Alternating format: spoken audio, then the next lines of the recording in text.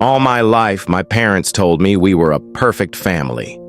But last week, I opened an old box in the attic, and now I wish I never did. Growing up, my parents always said family was everything. They said it so often it felt like a mantra, something carved into my bones. Every birthday, every holiday, every school achievement, they were there, smiling, hugging, telling me how proud they were. We weren't rich, but my dad worked long hours at the factory, and my mom stayed home, making everything feel warm and safe, or at least that's what I thought. The truth was hiding in plain sight. Things started to change when I turned 16. My dad became quieter, distant.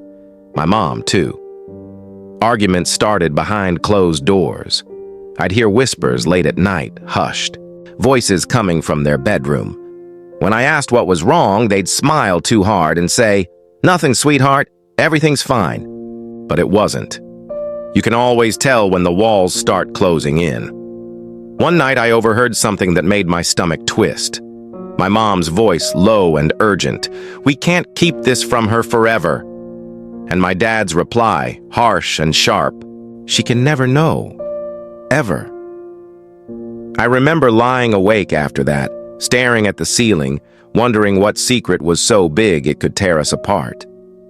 The answer came 2 weeks ago. My parents went out of town for a wedding and left me in charge of the house. It was supposed to be a normal weekend. Me, Netflix, and takeout. But boredom is dangerous.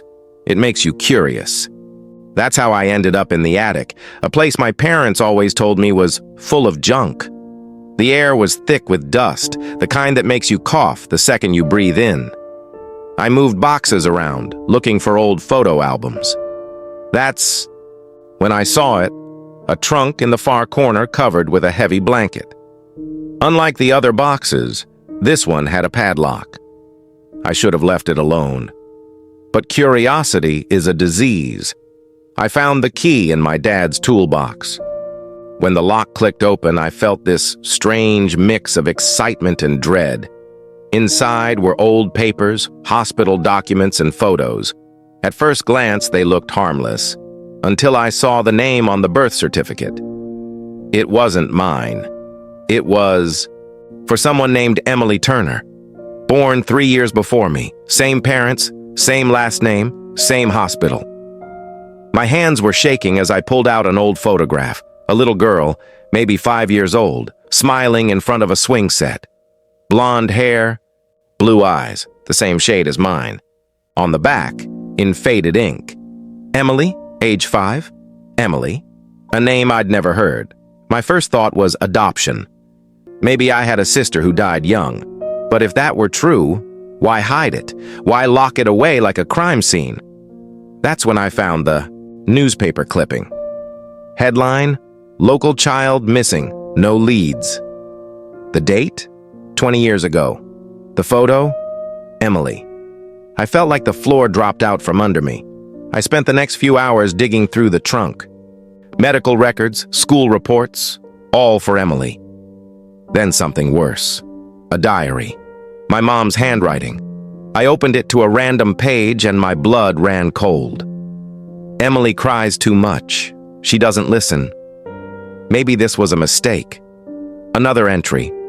"He says we can't send her back now, but I can't stand the way she looks at me." Send her back? Send her where? I felt sick. I slammed the diary shut and ran downstairs, my mind spinning. Who was Emily?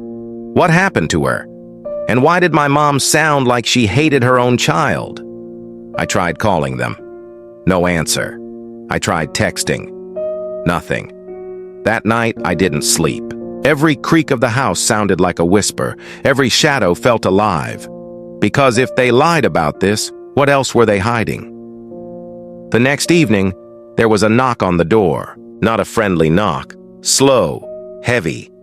Like whoever was outside wanted me to know they weren't in a hurry. When I opened the door, there was no one there. Just an envelope on the porch. No name. No return address. Inside was a single piece of paper with 6 words.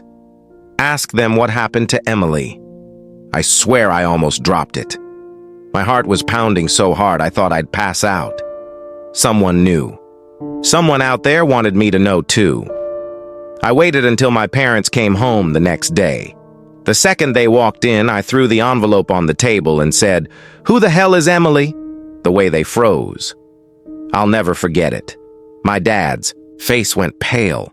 My mom's lips trembled. For a full minute, nobody spoke. Then my mom whispered, "Where did you hear that name?" I told them everything. The attic, the trunk, the envelope. My dad slammed his fist on the table so hard I jumped. "You shouldn't have gone up there," he growled. My mom started crying, whispering over and over, "It was an accident. We didn't mean for it to happen." I demanded answers. My dad just stared at me with this hollow look. Finally, he said, "Emily wasn't ours, not really."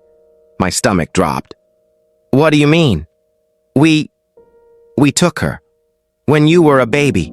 We couldn't have another child and there was this family. They didn't deserve her. I couldn't even hear the rest. My ears were ringing. My parents, the people who raised me, they kidnapped a child who vanished off the face of the earth. And then my mom said something that made my blood run cold.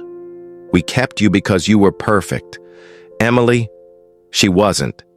I left that night, packed a bag and ran. But the story doesn't end there. Because last night I got another envelope. Inside was a photo, recent, taken outside my parents' house. A woman standing in the driveway holding a sign that said, "I remember everything." And the woman? She looked just like me.